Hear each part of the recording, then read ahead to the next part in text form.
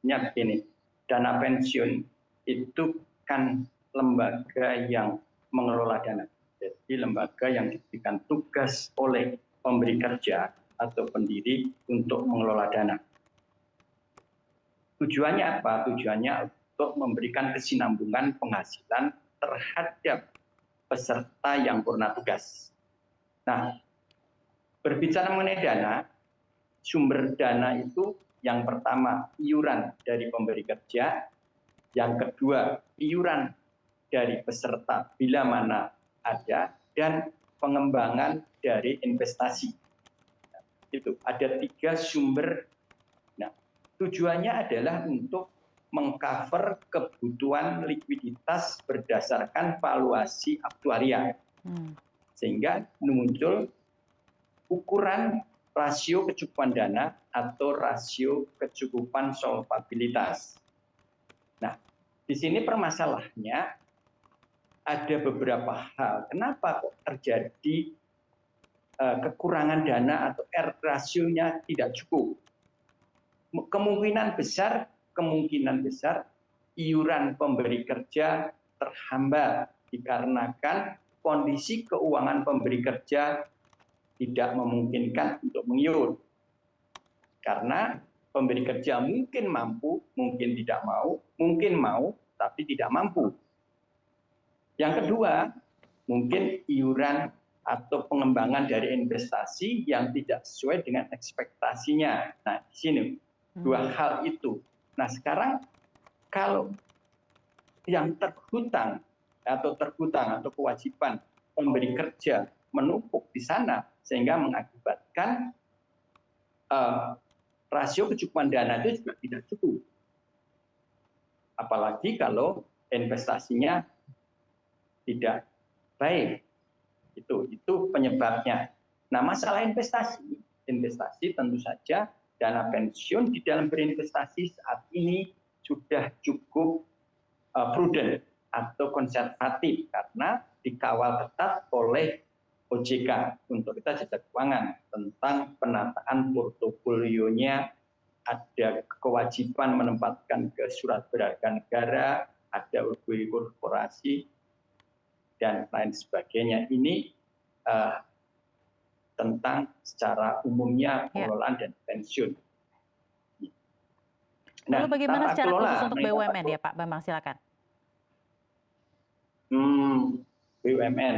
Nah, masalah BUMN saya juga sangat berterima kasih sekali sekarang menjadi perhatian berbagai pihak, terutama regulator pemerintah yang bertanggung jawab atau pemegang saham BUMN.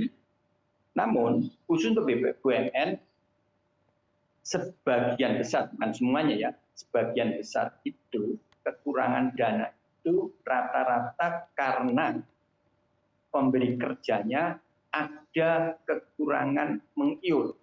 Ada beberapa kekurangan mengiur karena kebijakan-kebijakan yang dibuat. Misalnya BUMN menaikkan remunerasi yang terkait dengan penghasilan dasar pensiun atau PHDP. Namun pemberi kerjanya belum mengiur iuran tambahan, tertunda iurannya, sehingga menyebabkan optimalisasi dari investasi juga terganggu. Nah, ini yang terkait dengan investasi. Ya, BUMN ya, BUMN. Jadi rata-rata sakitnya dana pensiun itu banyak yang disebabkan oleh kondisi keuangan pemberi kerja yang tidak mengiur atau suatu kebijakan-kebijakan yang terkait dengan kewajiban dana pensiun mungkin iurannya tertunda, sehingga rasio kecukupan dana pensiun BUMN tersebut mungkin tidak 100%, mungkin ada yang 1%. Itu beberapa. Cuma memang ada 1-2 dana pensiun yang mungkin salah investasi, mungkin ada. Tapi tidak, rata-rata tidak seperti itu.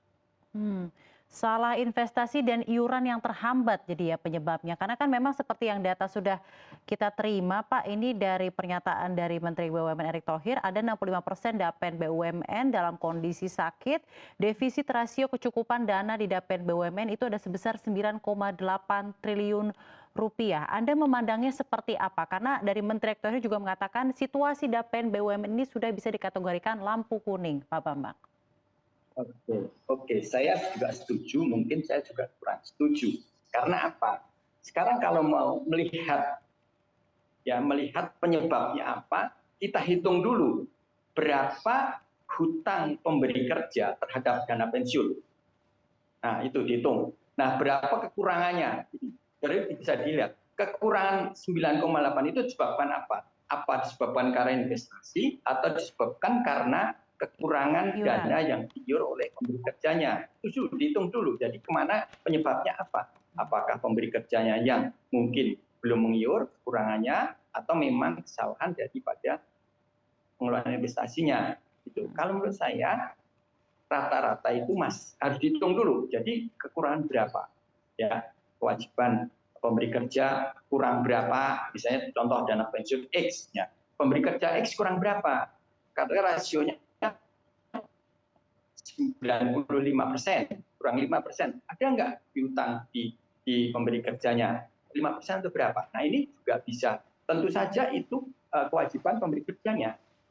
Nah, tapi bukan mutlak dari investasi, karena investasi tersebut ya disebabkan apa? Tertundanya iuran dan sebagainya, sehingga pengurus juga terlambat menginvestasikan dan sebagainya. Itu penyebabnya itu. Jadi kalau mengatakan itu juga harus kita telisik sampai dengan mana sih penyebabnya apa.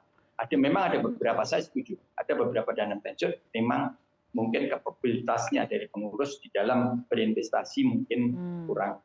Tetapi rata-rata dana pensiun BUMN itu rata-rata pengurusnya sudah cukup sesuai dengan arahan dari OJK.